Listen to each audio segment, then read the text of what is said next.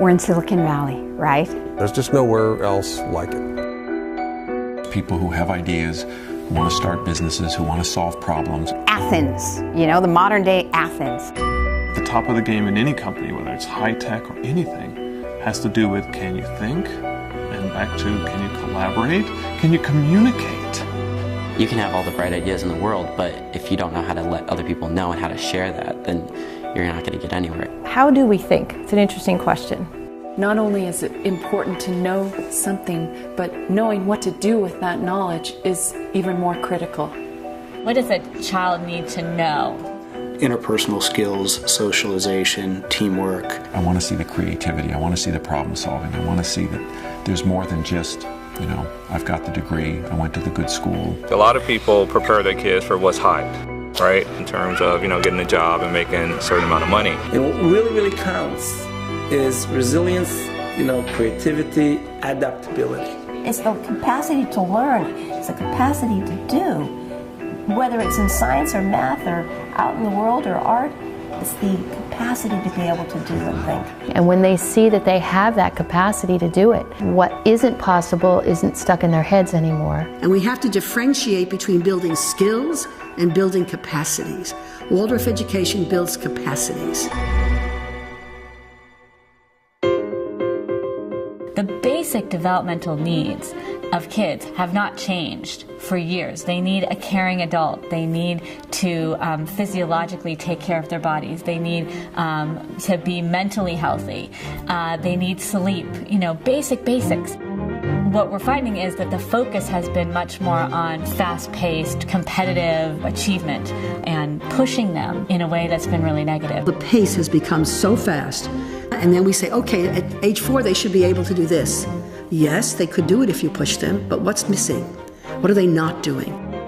I think there is an excessive emphasis on the importance of getting the best grades. You know, I think that success in life is a function of so many other things. People are beginning to really look to say, well, so how do you learn?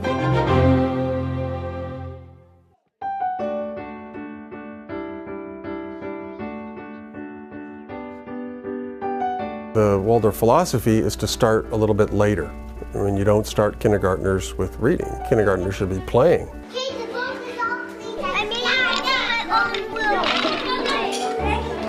The developmental needs of a young child are particularly met in unstructured, free play, creative play. It engages their visual senses, their fine motor skills, their gross motor skills. It develops their language skills, their social interaction with their classmates. No, what are you doing eating, meeting, writing mode for? It reminded me of what childhood used to be, what I remember childhood being, and the freedom to be a child and to think like a child. I wasn't pressured from kindergarten, first grade on to be committing to 3 hours of homework a day when I came home, and instead I could be a child when I was growing up. Who has been stung by a wasp? Well, when I got stung, it just felt like a flash of pain. It just feels like a pencil. So we call them paper wasps because they make paper. The teacher is the key. The teacher has to understand the children's development and be able to ask, who are these children in this place and time? You ready to be done with it again? When you look at a child, there's your curriculum. We recognize that every grade at each age, there's a different capacity. There's a different developmental stage. It's like when a toddler all of a sudden can walk and they just get up and they go, and some do it at 10 months and some do it at, 20 months. By the time it comes back to your heart, it's oxygen pour blood back into your right atrium. There's a lot of reason behind what we teach and when we teach it. How does this meet the child? At 7 years old, 8 years old, 9 years old, 15, 16, 17 years old. The queen carouses to thy fortune, Hamlet. Oh, wait a hand! Hamlet! Someone really thought about what they're teaching the kids. It's not randomly teaching about Rome in 6th grade. There's a reason for that. The skin is the biggest organ you have on your body and in your body. 9 pounds of dead skin cells fall off your body each year. And if you're in a room and there's dust like on the windowsill, 90% of that is probably dead skin cells. Take what's in the child, what's naturally growing there, and then draw it out in the way that it can just really flourish.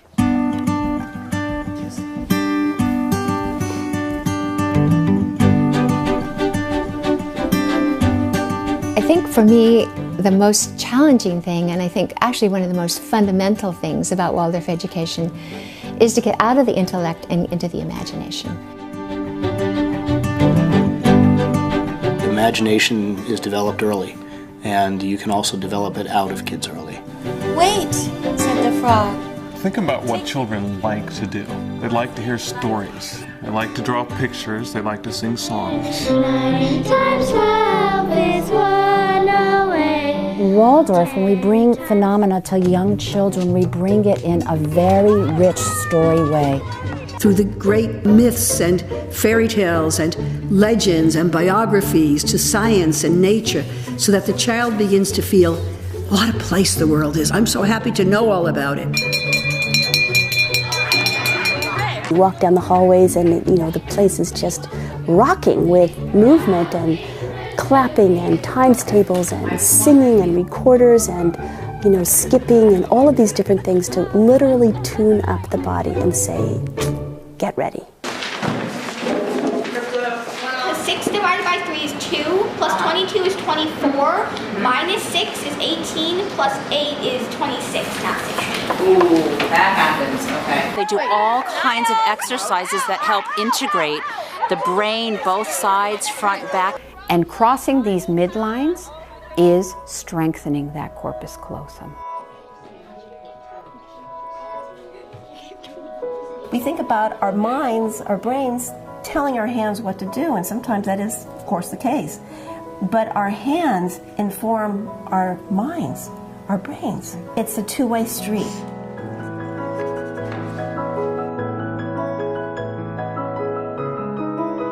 It's a rich, complex tapestry of multisensory learning. Okay, write your first line. The moving into the high school is developing the thinking. 4 years of math, 4 years of science, 4 years of history. Expectations are high. 4 years of English, 4 years of language, right? 4 years of art. We were there all day, every day, doing the most rigorous academic art, science, history, everything. They do very sophisticated academic work. So we're going to start with the E. coli cells, then we're going to add the DNA. A lot of people have this idea that Waldorf's not very strong in the math and sciences.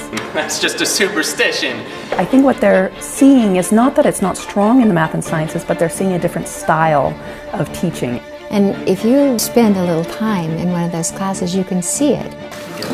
We add the calcium chloride. Now we want to collect the cell colonies and see if you can see cell colonies in your plates. Kind of swirl it a little bit. It doesn't only teach them science.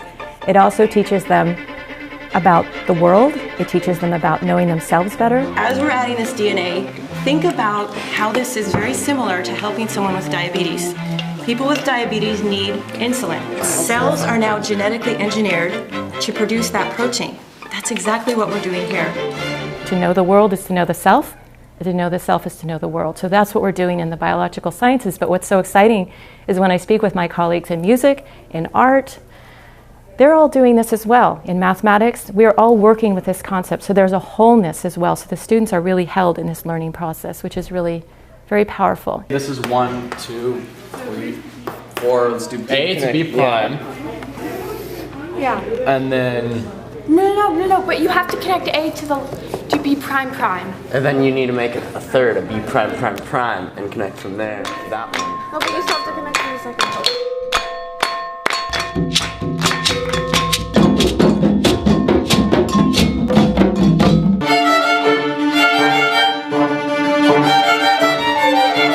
We go from imitation in the kindergarten to imagination in the lower grades to the intellect in the high school, coming to a new level of intellectual ability, but still they do the arts. And all the arts are woven into their main lessons in physics and in chemistry. And they do biographies, and they're always considering the really important questions of humankind and the important questions for themselves. Who am I? What am I doing here? How do I fit in this world? What am I supposed to do with the things that I'm given?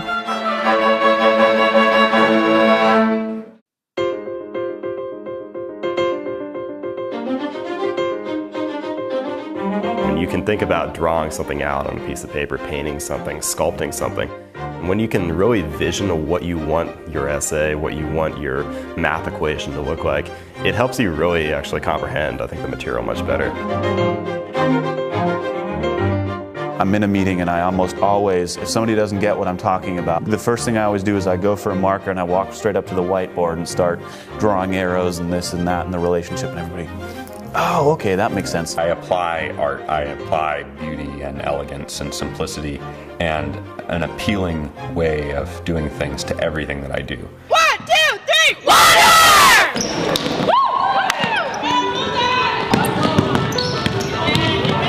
We bring sports at a certain age according to what they're developmentally ready for. So in about grade 5 or 6, we encourage soccer and other competitive sports. There is value in sports, no question. The camaraderie is incredible, and my son, who has never played basketball before, is blossoming.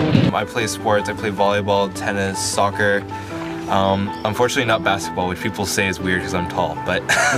These kids start out with classes like eurythmy, they unicycle, they do balancing, they do climbing, all types of physical activities that increase their coordination and movement. I was able to go through the high school and do 22 hours a week of competitive gymnastics at the same time. And I, kind of ultimately coming out, was able to walk onto the hockey team at Dartmouth.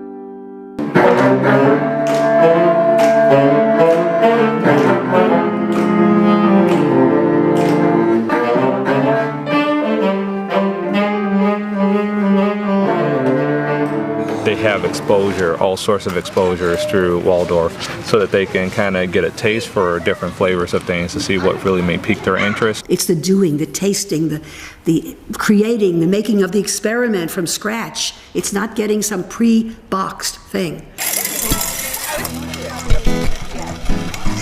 Right now they are threshing and winnowing the seeds so that we can replant in the winter and in the spring.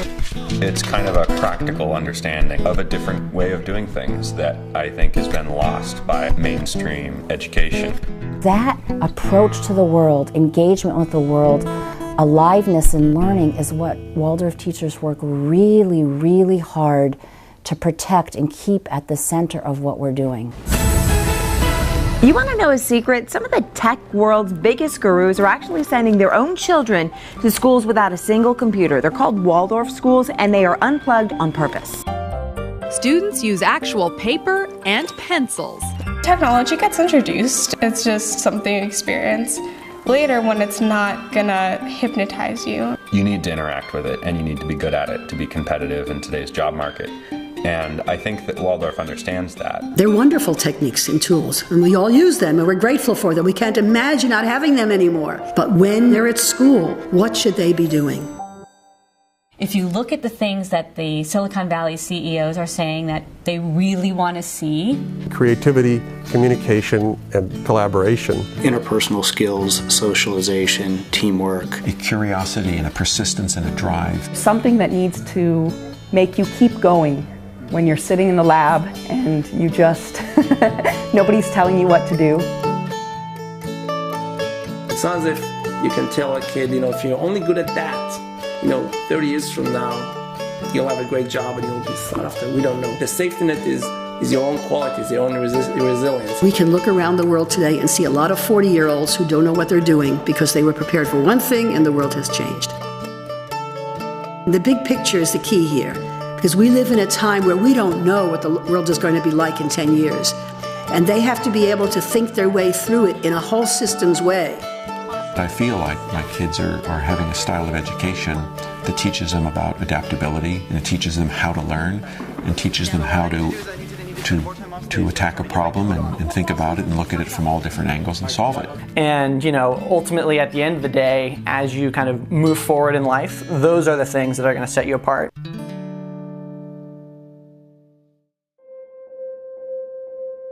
if you have to picture your child in, like, let's say 20 years, what would you wish for your child?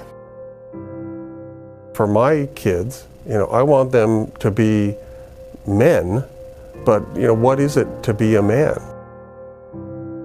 I don't have an interest to raise insecure overachievers. Every day, my children come home and I see their eyes excited, I see their smiles, they're happy. One mother said, "I have my daughter back now." I'm not sure if it's all Waldorf schools or just this school, but the students are allowed to grow as people. It's not like you're parts of a machine and you're just stamping out students. They're not just concerned about preparing them for college, a college career, but they're also more concerned about preparing them for life. If I had to simplify Waldorf, it would probably be that they teach you how to learn. If you carry that with you, then they've given you the fundamental building block of your life. In the long run, you want a healthy, happy 35-year-old, and no one's going to remember what your 4th grader gets in math. The older I get, the more I realize how difficult life can be sometimes. And if you're well adjusted, you're able to deal with the hurdles, and both the good and the bad. Rudolf Steiner said, our task in Waldorf education is to prepare the children for the next stage of their life. That's our job. And so they become a truly actualized adult that can do what they're meant to do in the world.